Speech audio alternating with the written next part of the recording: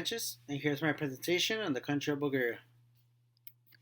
Now, we start off with the capital of Bulgaria, which is the city of Sofia. The population of the country is roughly 7.4 million people. The demographic transition stage of the country is at stage 4, which is the ideal stage that most countries want to be at. That means that the birth rate and the death rate are both low in the country. The main language and dialect of the country is Bulgarian, and there's also a lot of Indo-European Balto Slavic spoken at the country. The major religion of the country is Christianity, uh, revolving around Eastern Orthodox Christianity. The ethnicity groups in the countries are mainly Bulgarians, obviously, because they're in Bulgaria, but also there's a lot of Turkish people and Romanian people. And the last 10% are rounded up by a mixture of a lot of ethnicities and other cultures.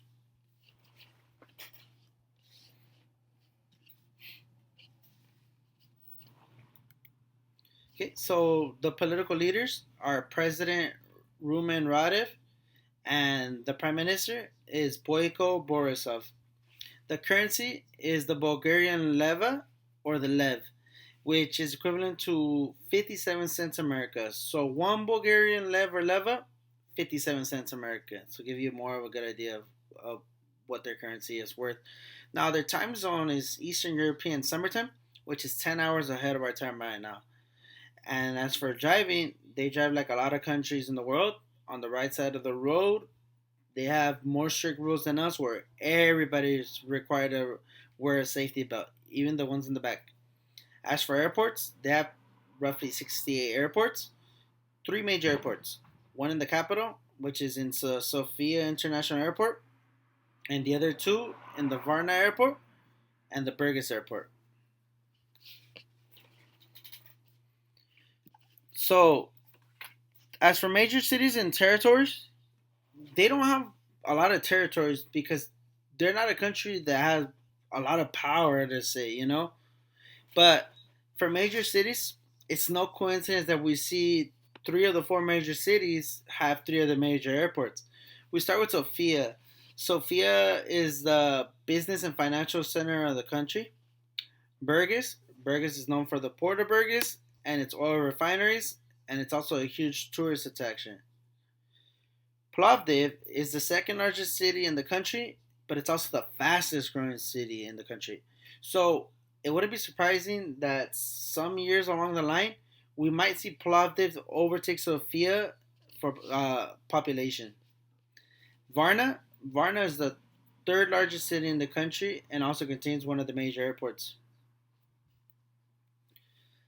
As for history and origins,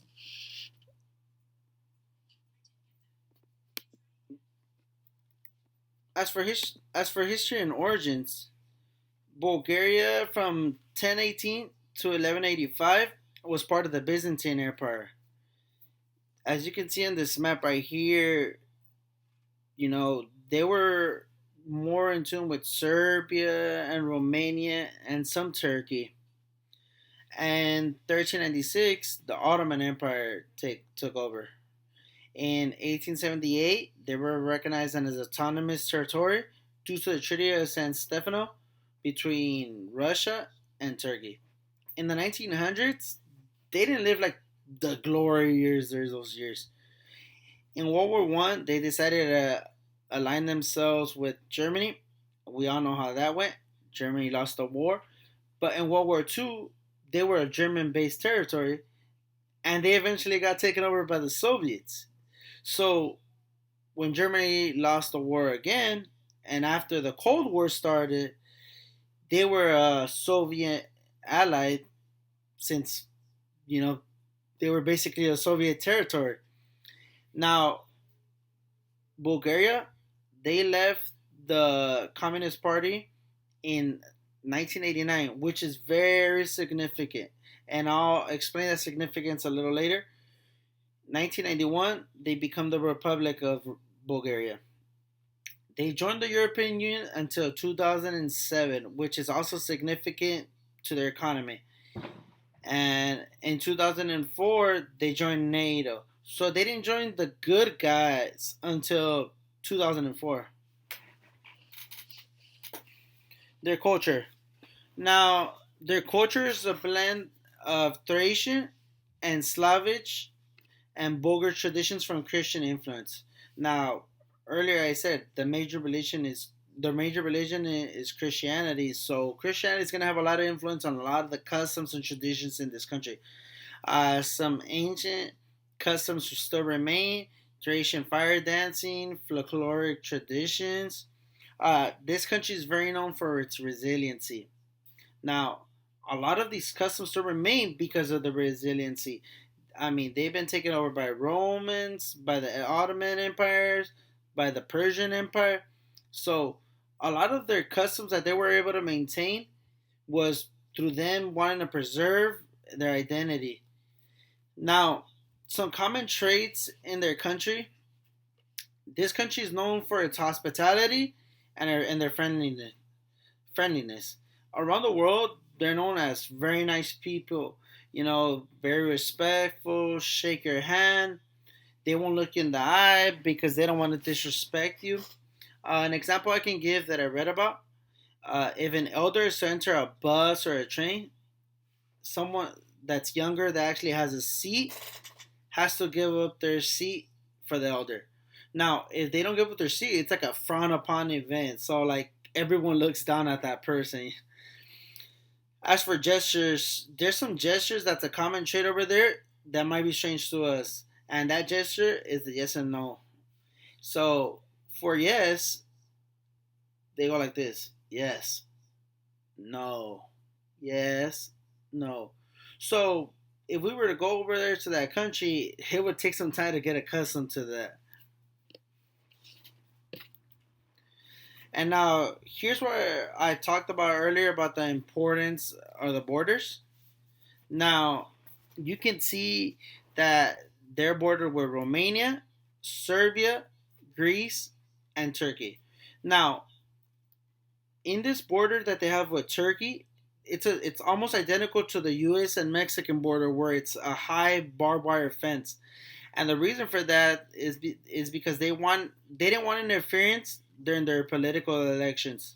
But another thing is that border is seen almost as the gateway to Europe.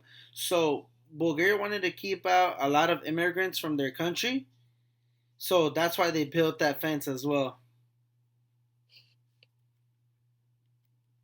And then here's a more descriptive map of Bulgaria. As you can see, uh, the red is a lot of the main roads, what we would consider probably the freeways. The black dot, the black well, like lines, that's more like the trains. You can see the capital Sofia, some of the airports here in Sofia, Burgas, Varna. And then we go to the geography. Now, as you can see, there's a lot of mountains, a lot of green, and that's because Bulgaria contains a lot of plains, forests, mountains, a lot of grasslands. So, as we can see, a lot of mountains right here, a lot of forests. Something interesting: one third of the country is covered in forests. A third of the country is above sea level. So, our little scale right here in the bottom will show us that a whole third of the country is above sea level. Now, when we also talk about geography, we have to see where it's at. So we look right here. It's right here in Southeast Europe. So their climate is contains like cold, damp winters and hot, dry summers. So it's more in line with a lot of these other countries in this section of Europe. And now we move on to agriculture and the economy. Now, it's an open economy, and per capita, their earnings are amongst the lowest in the European Union, which is not good for them because economically they're not prospering. Now, we have to look at the decline. And this is where I said 1989 was important because this decline started in 1989 when they left the Communist Party. Agriculture went down, industrially they went down, jobs were down, everything was down. And now we have to see, they didn't join the European Union until 2007, so they didn't have the economic backing from all of Europe, you know? A lot of the reliance is on energy imports from Russia. Wheat is by far their most important crop. They're followed by corn and barley. Tobacco is its most important industrial crop. They are some of their main exports are petroleum and chemicals, machinery, electronics. Some of their trade partners, major trade partners, Germany, Italy, Greece, Russia, they were able to maintain that relationship. And as for agriculture, agriculture makes a fifth of their economy. So if they're not prospering agriculturally, the country is not doing as great as it should. All right, so this concludes my presentation. Thank you very much for sitting through it. See you next time.